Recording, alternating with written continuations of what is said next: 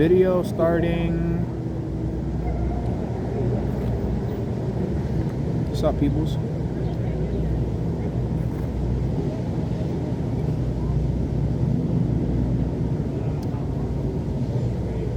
I got an episode I want to do. This one's going on the gram.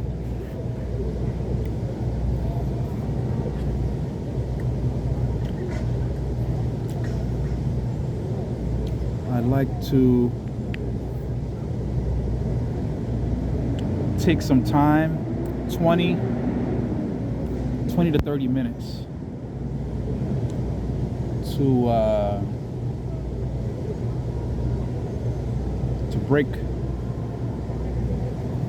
break unnecessary chains and enhance perspective, broaden perspective. It's very important.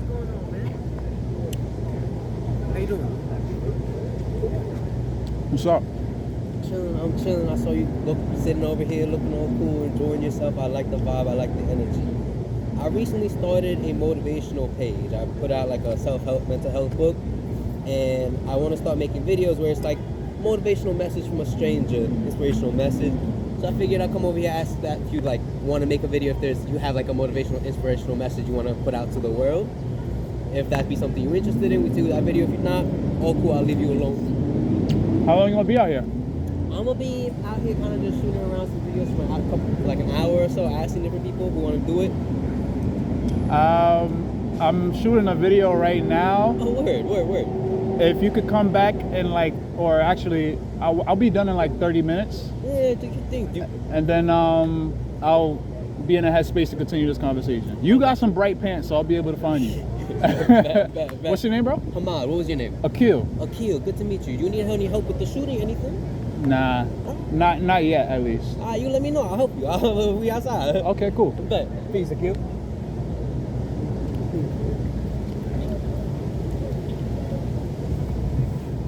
So I'm gonna, because of that interaction, I'm going to express some anger.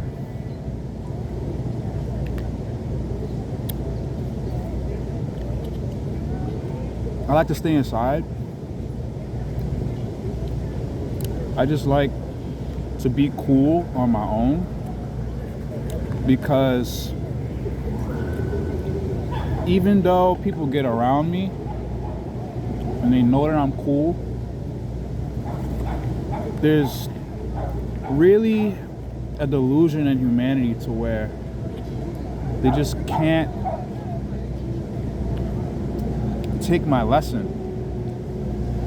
Can't take my lesson because, like, my coolness, I'm just gonna be jumping. My coolness is supposed to be a gift as opposed to a result of conscious action, repetitive conscious action, which is simply not the case. I live my life in a very intentional manner. So I just wanted to express the anger of this particular point in my growth, because I'm sitting outside and I'm more accessible. And I really do just like when I go outside to just vibe by myself uninterrupted. It's so hard to do that because interruptions and, like, if I have value, it's just weird that when I tell you where the value is, there's all this ego. Okay, I didn't really get that anger right there. Most of the anger just happened when he approached me, and it kind of went away as I was talking to him. Because I literally am sitting in Washington Square Park. There's no one else sitting around me. Everything like around me is just like I'm cool by myself. But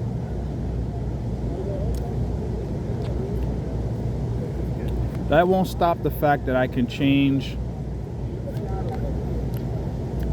the anger of being interrupted into something that's more fruitful. Because on some levels, my anger is not really justified.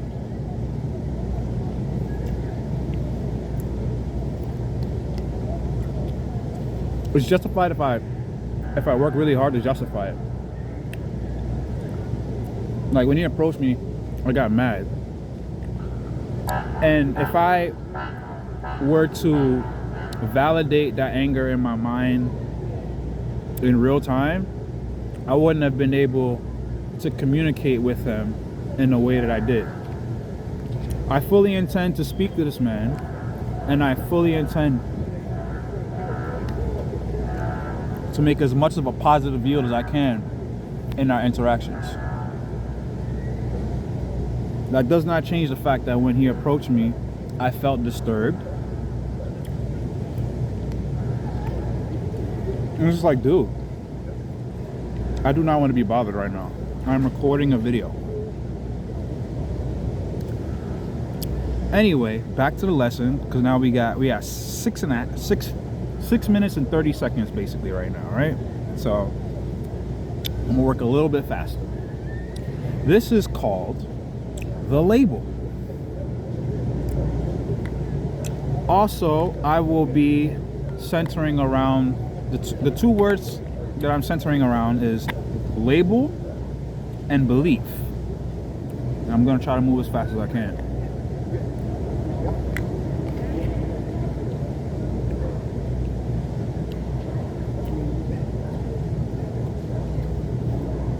I live in a world with labels, and that's fine. But if you don't understand nuance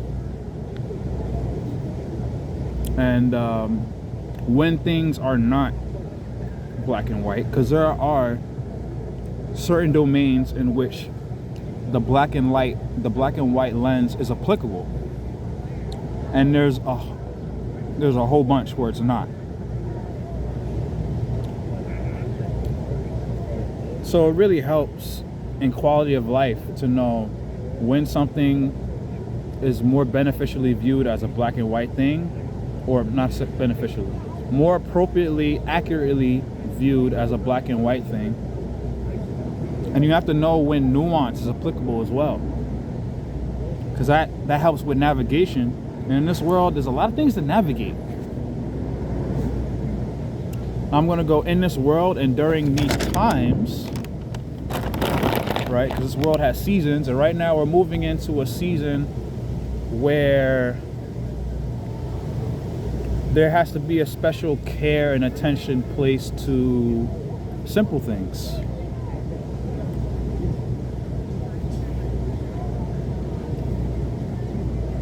I'm gonna bring up some labels. See my face on the screen? A lot of people would consider me to be a black man. Okay, so I'm gonna run with the label of black man for this one. If I were to go back to the place where I came from, which is my home in Bushwick, I've been there for a relatively long time. I'm an anomaly where I come from. I'm an eyesore. I'm a challenge to look at. It's very, very difficult to look at me. It's difficult to meet my eyes.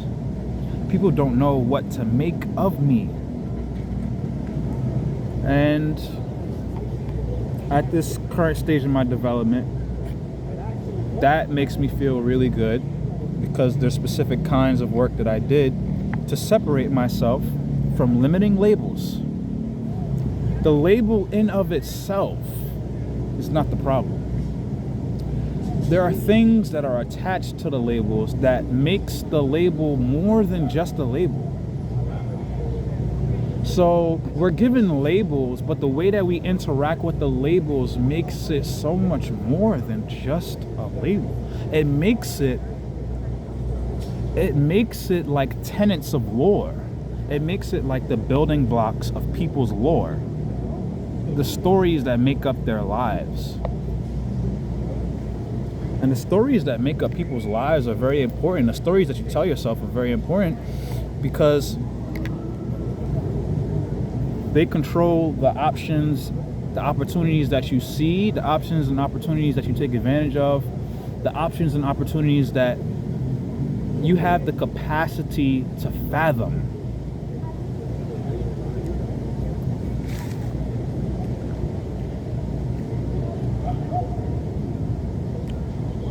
So the mechanisms of mental slavery are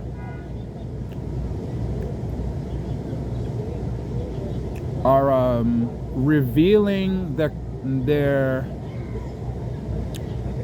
dangerous edge.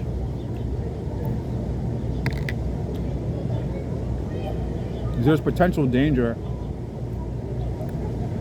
in not navigating these things with consciousness. Like, I'm a black man, right? So I have to break this label up into my personal experience. If I were to go back into Bushwick and be viewed by other people who view themselves as black or as a minority, I'm immediately placed in a lore that doesn't belong to me. It belongs to me, but it doesn't at the same time. And this is where nuance is very important. So why does the label, or I'm sorry, because I'm going from label to lore, right? The lore, also the belief. Entire belief systems are created from things like blanket terms that pop up at specific times to serve specific influential purposes. COVID-19, for example. I was having a communication with someone about the word anti-vax and how that word anti-vax was a new word that just came up out of nowhere. That person brought to my attention that word is not so new and that it's actually been around since the 90s or something like that. It's not as new. It's not as new as I thought it was. Okay. That now I'm putting that into another folder because I understand nuance. Things like anti-vax and liberal and all these other things, they come up at specific times to move the people in specific directions because the people don't really understand the dynamic nature of language. Even though we're currently the proof is in the pudding, right? Tons of words now have different meanings than they did even 5 years ago. Even 5. I'm not gonna go back more than 5 years ago. You go back 5 years ago, there's a whole bunch of words that people use frequently now that have taken on an entirely different meaning.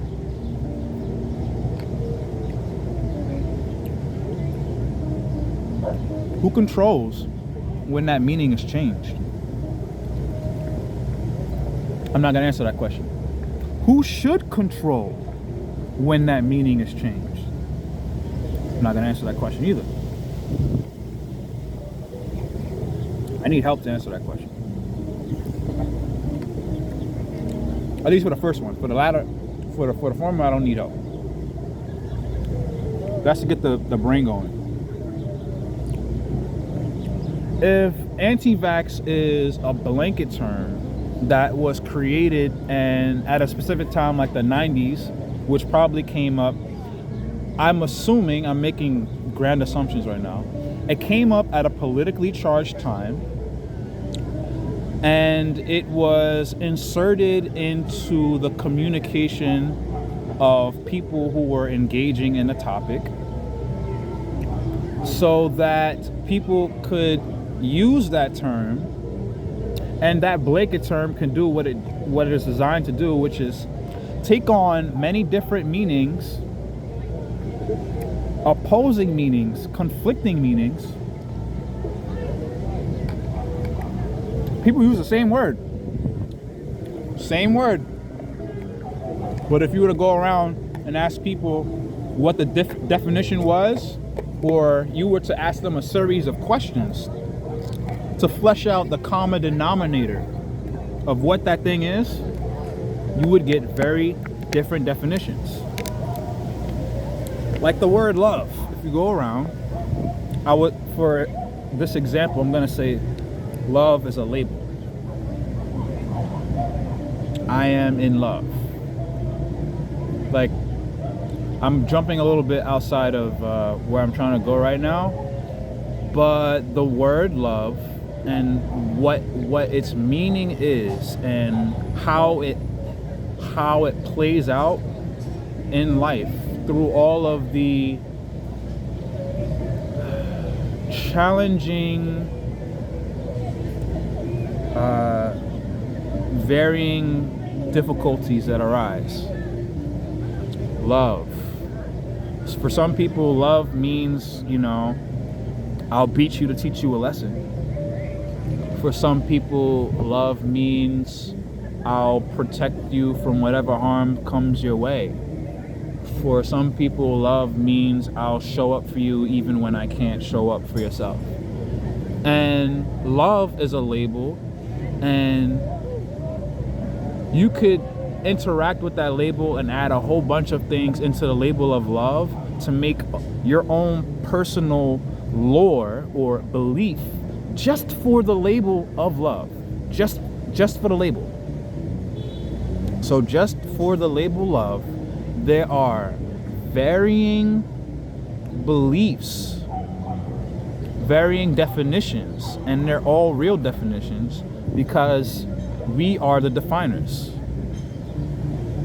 But if we as the definers don't act in the conscious knowing that we define the words that we use, then when we define the words that we use and we come together to use the same words, we're not going to understand each other.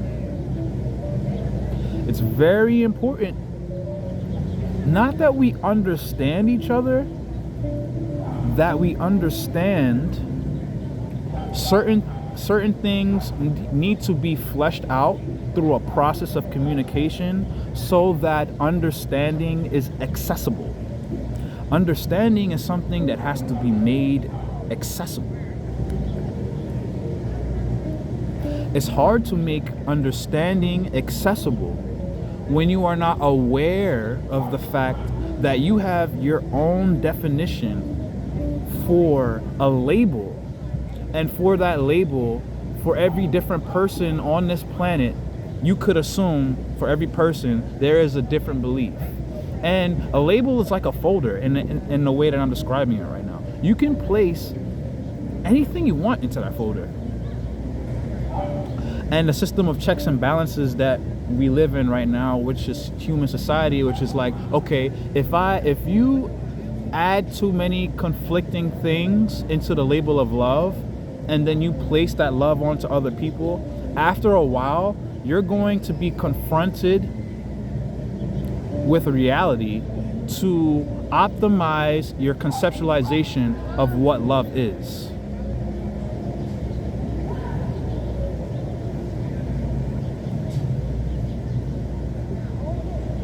A system of checks and balances.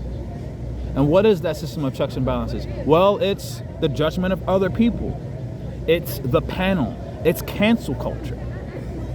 Checks and balances. It's the judgmental person.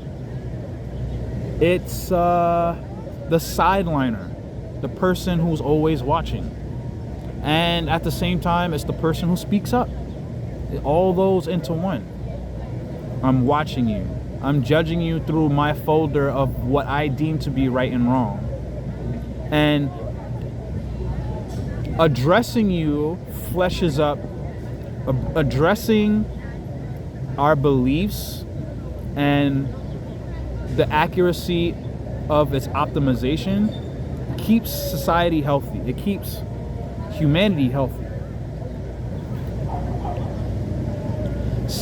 When we create a culture to where we're talking about shallow things and only things that's ever talked about is the surface, what we wind up doing is we flesh out,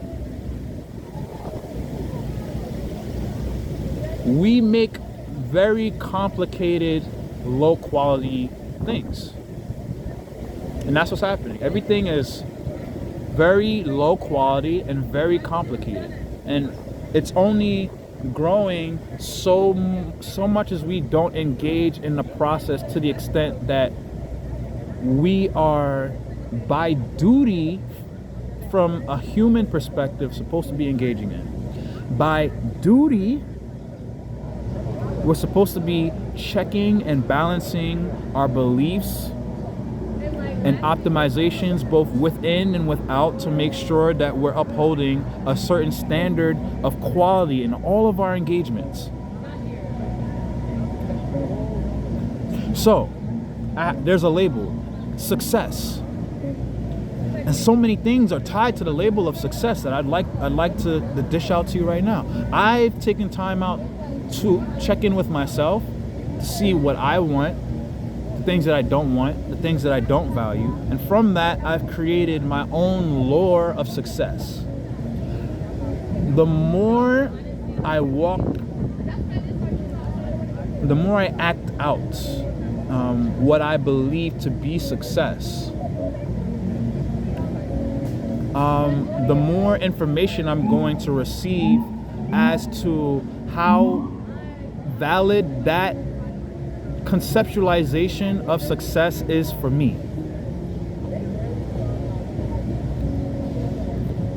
So, even though with my completely unique lore of success, because I have a folder called success that's completely unique to me, okay, why do I get challenged the way I get challenged? Mostly the way I get challenged is because people like attention, and because of all the really quick changes that's happened.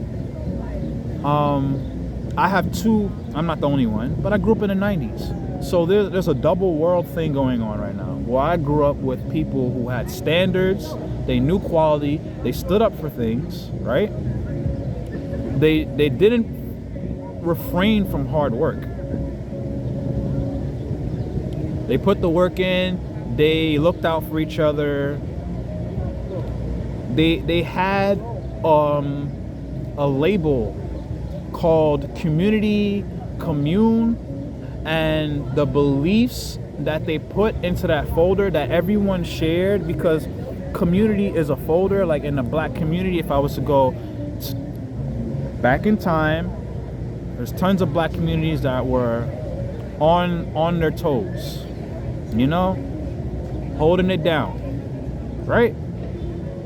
Things happened to tear them down, but not to get off track from where I'm trying to stay on, which is the point, perspective broadening.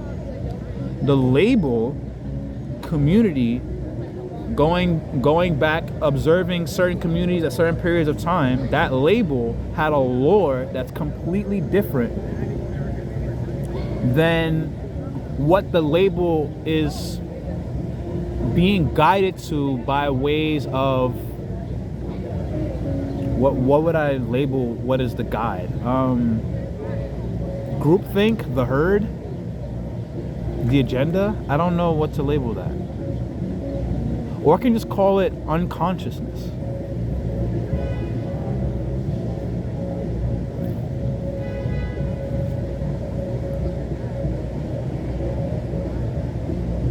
So how did I break free from the hood? Not a black man. When I say I'm not a black man, what am I saying? Like, when I say that I'm not a black man, immediately when I say that, I'm putting this on Instagram. Immediately when I say that,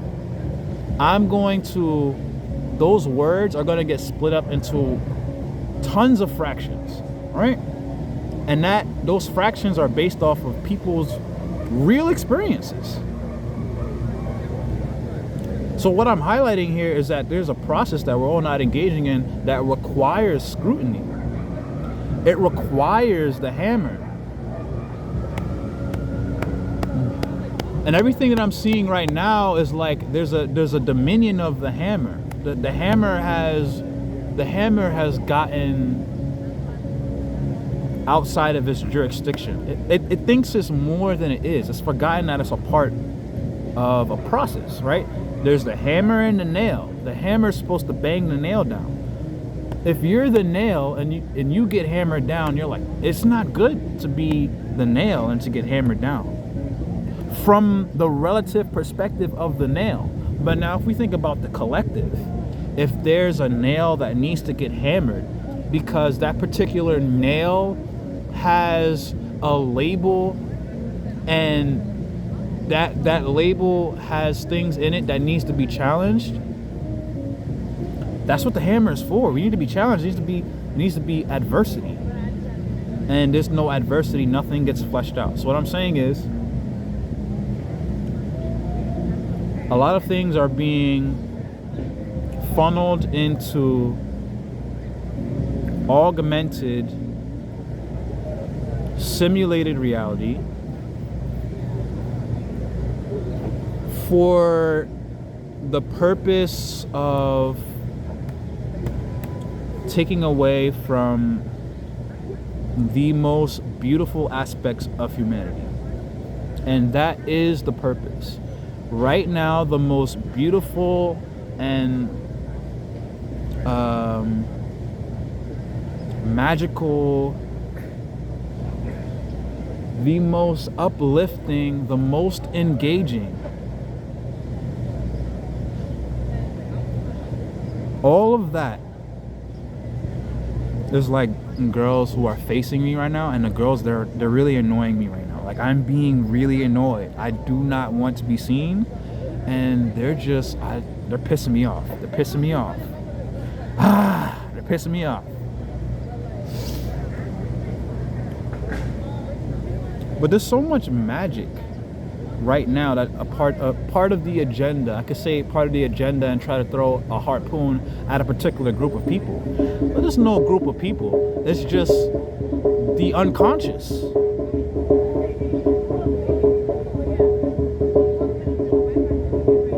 They're playing drums.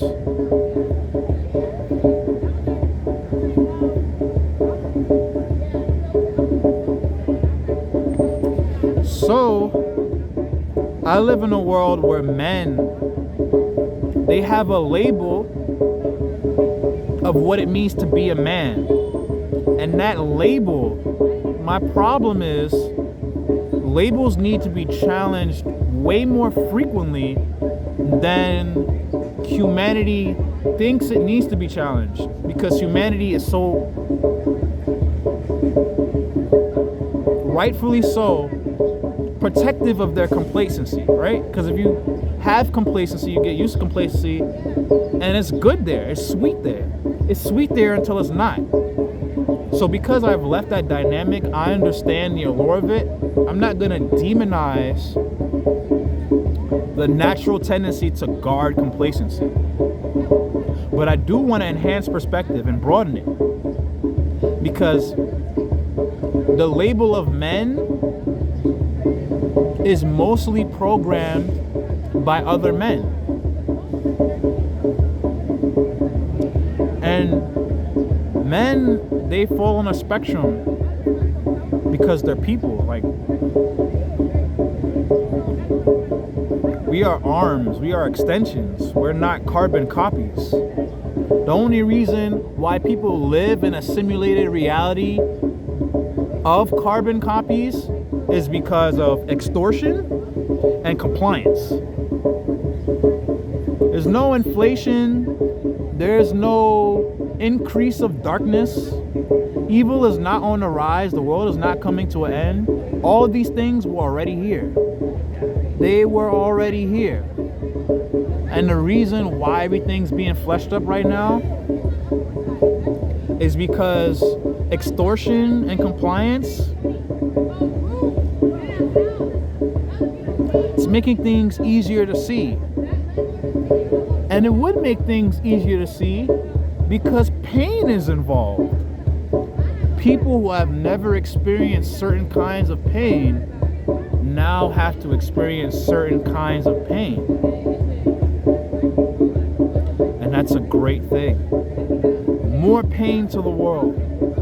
More adversity. We're only getting closer to a point to where I can truly be seen as strong. And the other people who have the capabilities of true strength in the way that I've defined it, they can find that for themselves, as opposed to having their label of strength programmed by a voice they have not vetted at all.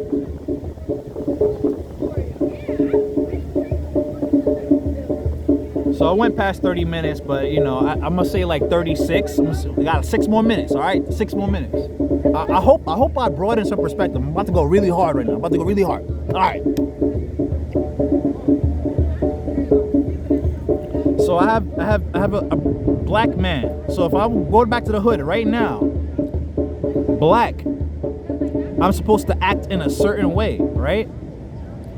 There's certain attributes that come with other black people, and when they view black people, and there's supposed to be a system of checks and balances within the black community to keep me black, but not to keep me human.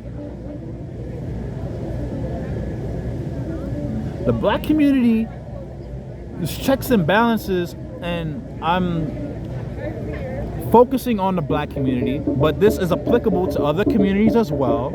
So as I'm speaking from my personal experience in this capacity, this is definitely something that I'm speaking it in a manner to which you can plug in your own experience. So in my black community, and the way that they define black, if I don't line up with that, I am basically the words I was saying before. I'm an eyesore. I'm hard to look at. People can't look me in the eye. I'm a freak, but I'm the best freak there is.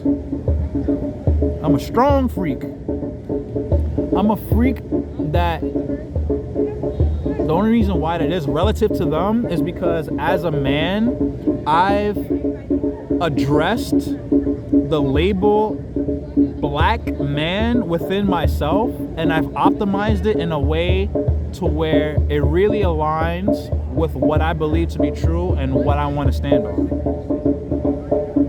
We have to do that. That has to happen now. That has to happen right now. People don't know what quality is, and people don't care. Up until quality comes and they're like, oh my God, I was missing this my whole life. What is this? Well, this is what happens when you don't comply to extortion. Extortion of your values, extortion of your belief, extortion of your emotions. The extortion that leads you to a place of delusion and not being grounded, which is something that I would say is intentional. Certain parties, certain groups on this here planet have an intention to extort your emotions, to extort your values, because your values challenge their structures. In this new world, all worlds have had this unnecessarily unconscious, egotistical way of community. There has to be an emphasis on the individuals to address their own labels. The labels come with one or many beliefs that add to a lore, and that lore programs the person.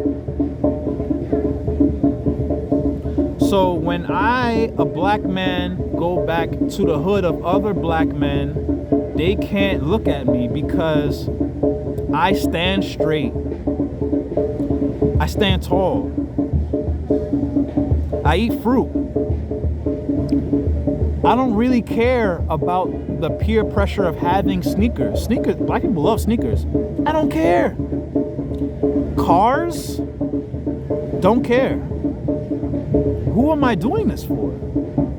And after I came to the realization that I don't want to do all these things for these people who don't really care about me, I was able to be more human. Even though I am still carrying the physical traits that I have right now, nothing is stopping from a new person seeing me and going, that's a black man. Nothing at all. However, if I were to go back around the people who I've always grown up around, I am an anomaly. I don't belong there. But why is it that I don't belong there? What do I spend my days doing? Doing push-ups, studying various topics to keep my mind sharp. I'm not on a stoop. I'm gonna jump ahead and end this really quick. A lot of blackness seems to be, well, you're not defeated.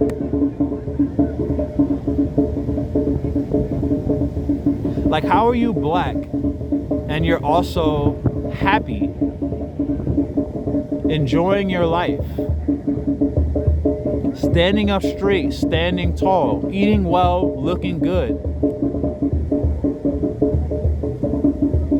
How?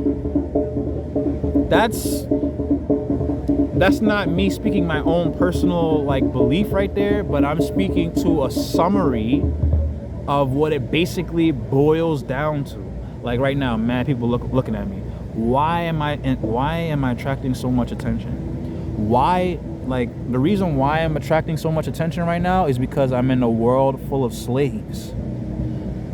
And I dedicate myself to staying as far away from the chains that people love to pick up as possible. I stay far away from those chains. Well, what are the chains? Well, if you cared about being free, you'd identify chains.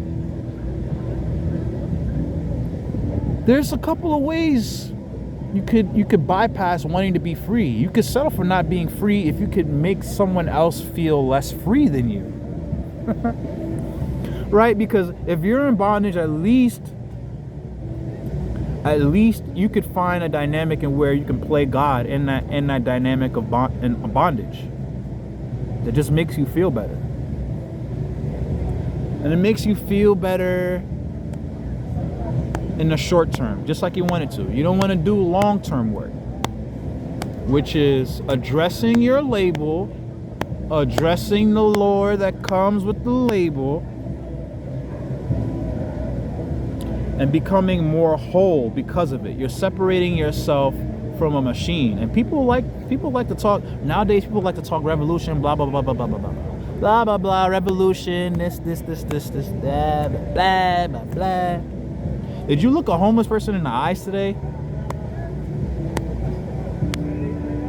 Okay, maybe you did, but did you look at them with a face of discontent? Did you look at them with disgust?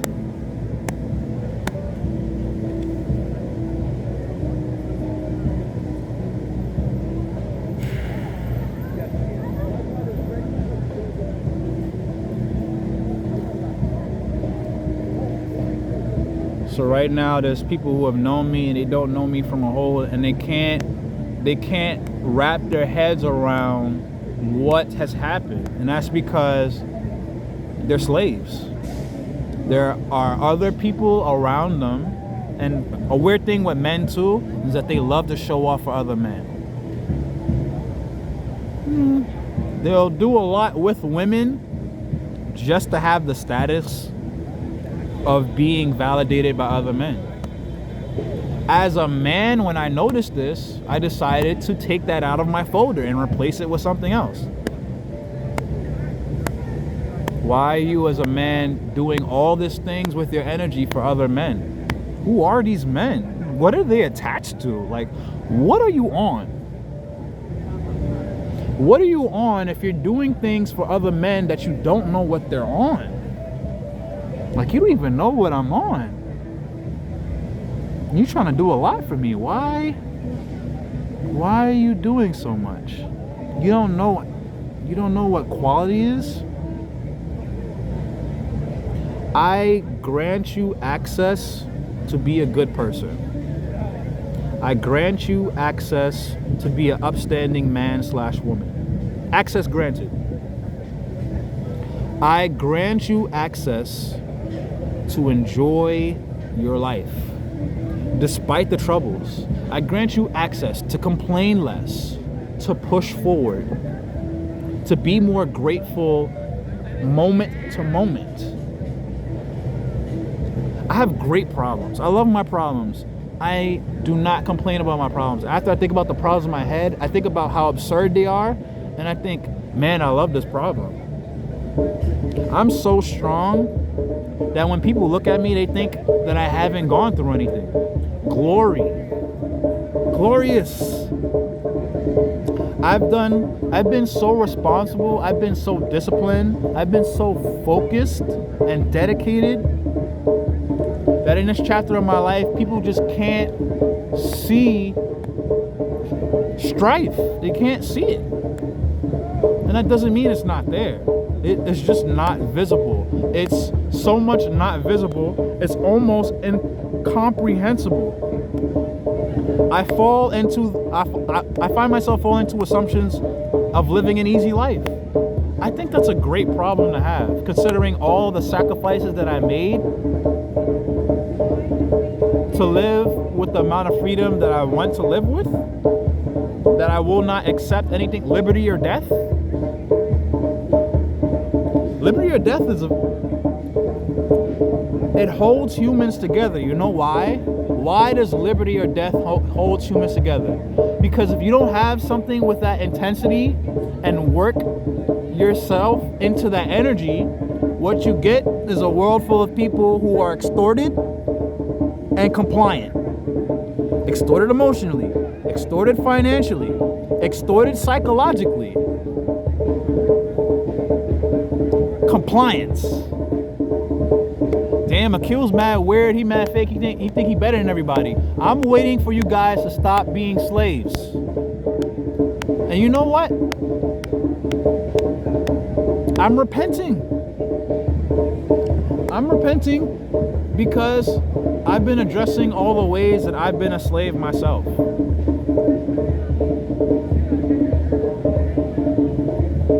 Because of all the labels that I've had about other people and what they can handle, I was never in the capacity to speak like this and post so casually.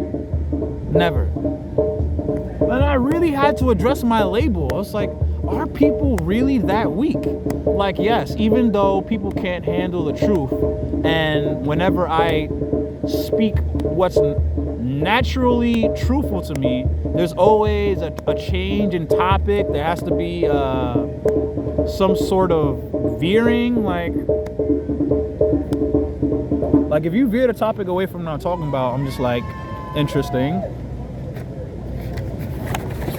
Like, maybe I'll go with it, maybe I won't. Maybe I'll just decide that because you decided to veer away from truthful speech, you don't have the capacity to revolt against anything, and then I don't want to be your friend. Because you can't revolt against anything. That means I was telling my friend this, I think a year ago, 2 years ago. Normal is becoming more and more insidious. Normal is a label. There's tons of things that people call normal. And the more people get programmed with things that are normalized and they throw that into their normal bucket, the more insidious the world becomes. So why are you moving like this, Akil? Well, you're compliant to extortion, and that means you're an enemy to mankind. You're an enemy to the progress of harmonious human interaction. You're an enemy. And your status as an enemy is not fixed. That's why making quick judgments without understanding nuance, or even having, if the word nuance is new to you, this definitely applies to you.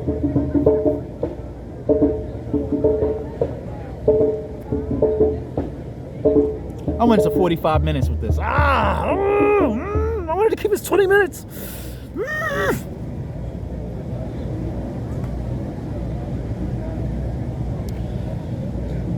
If Instagram doesn't let me post this, because this is like 45 minutes, I'm gonna post this on my YouTube. But this is the label, this is the belief.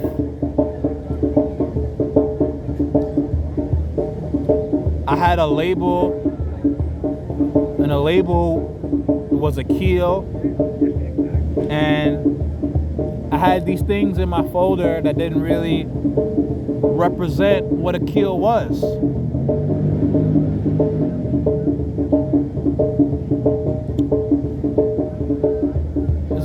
This is a life work. It's not something you dip your toe into and you dip your toe out whenever you feel like it.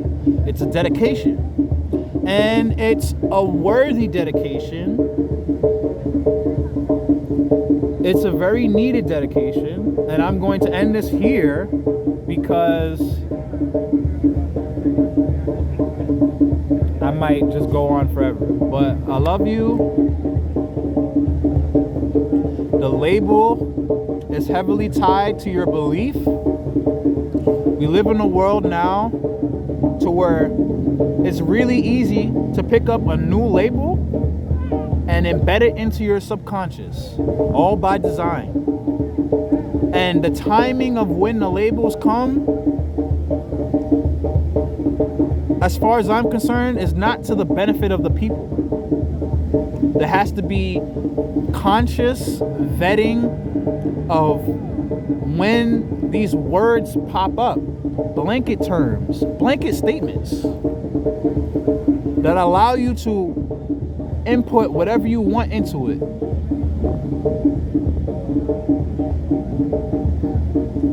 If you input whatever you want into a label and you never engage in a process of communicating with other people who have the same label with different contents in that folder, then you're robbing yourself of reality. You're robbing yourself of true growth. You're robbing humanity of your greatest contributions. Don't do that. Love you. Bye. You guys are so awesome. So great. So magnanimous. If you have people in your life who are making it challenging to change your labels, maybe you need agency. Maybe you need discipline.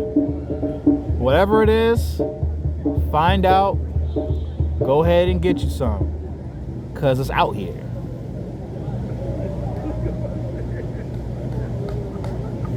Okay, bye. Love you.